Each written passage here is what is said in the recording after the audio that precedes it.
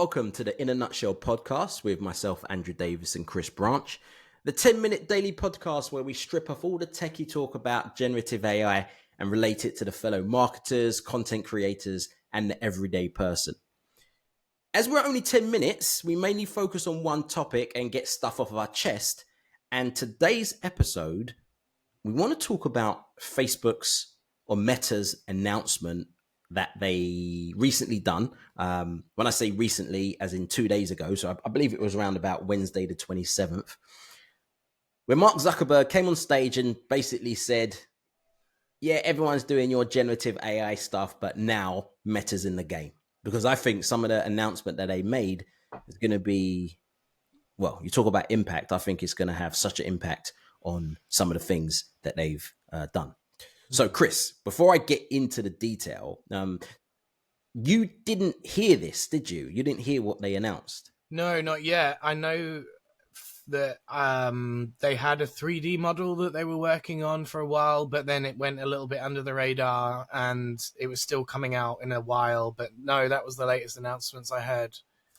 Okay, so for me, as I said, this last week or the last few days, there's been a lot of announcements in AI from pretty much everyone, all the big players.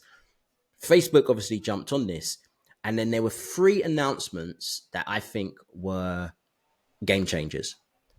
One, if you look at one of them, I think you said to me once that the second most popular AI generated app was Character AI.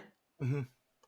They announced, essentially what they announced was their own chatbots with personalities. But the personalities is people like Snoop Dogg.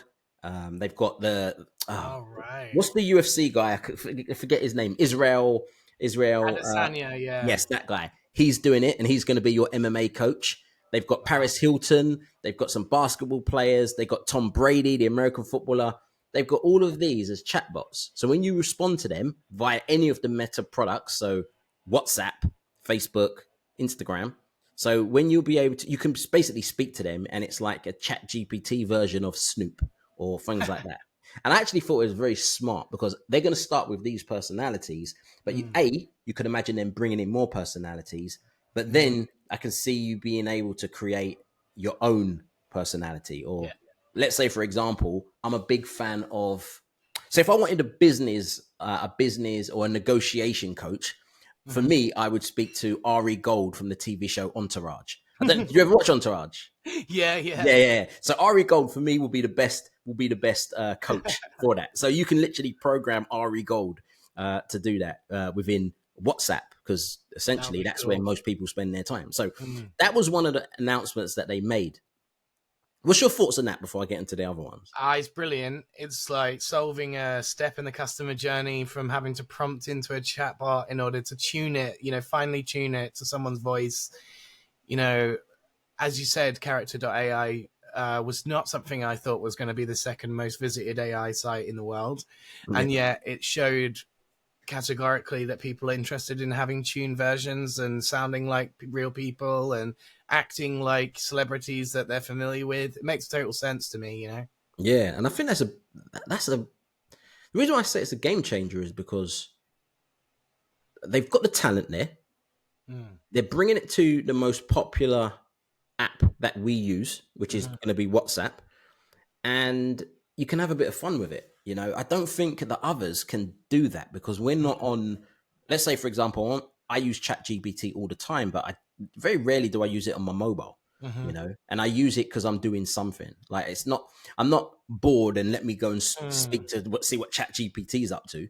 Or like I'm never doing that. You're doing it for business and marketing tasks, not entertainment, and that's huge. Exactly. I could be watching a UFC fight, and then I can speak to Israel, and then I can't remember what that they call him because they've all got nicknames. Stylebender. No, but I mean, like in this app, the characters. Oh right, as well. So I could speak to him like while watching a fight and saying, "What do you think of this?" or "Why did you do this move?" And he's going to give you proper feedback. So that's a game changer. That will be hilarious. That was the first announcement the first big announcement that they made. Another announcement they made, and that is Mark has not given up on the metaverse. You can tell that Zuckerberg is still focused on the metaverse, and I still think it's I still think that we're going to go into the Ready Player One world. So I don't know if anyone's ever watched the film Ready Player One, or if you haven't, read the book. The book is amazing. It's one of the best books I've read, and I don't really read recently. I don't really read that much recently, i.e. books. But I still think we're going to have this metaverse world. Look at the first part of the internet where it was, I physically do this on a laptop. Second part of the internet was, now I'm taking the internet with me on my mobile. And the third part is, now I'm in the metaverse. So I'm in the internet.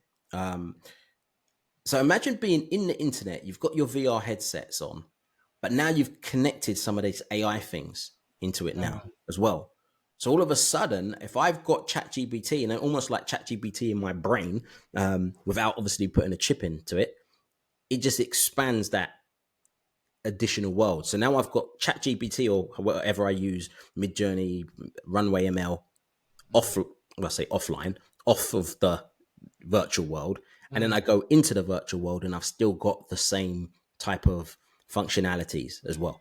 But it's probably going to interact with AI characters in those universes will make it much more immersive for people as well, because that's a true level of interaction as opposed to just NPCs spouting out recorded lines, which is the current gaming analogy. Exactly. And now going back to Stylebender, I could be watching an MMA fight in the metaverse, and he's next to me, and he's next to me, and I'm actually having conversations because now I've got voice having that. So you can see, again, this is not now, but you can see where it's going to go. But then the third announcement that they made is the Ray-Bans. They've not given up on those Ray-Ban glasses where you're kind of I did see making it about that, stylish. And that, again, is having the AI functionality within your glasses. Now, for me, I'm in Spain, wearing sunglasses all the time. So it's like, actually, I might use it. It's actually, before I was like, nah, I'm not going to use it. But now I'm like, okay, kind of makes sense. I'm in Spain. It's always sunny. Let's add a bit more visuals to my normal visuals. But I think doing the deal with Ray-Ban, I think was smart, because a lot of technology, I feel that companies have some cool tech, but they forget one factor.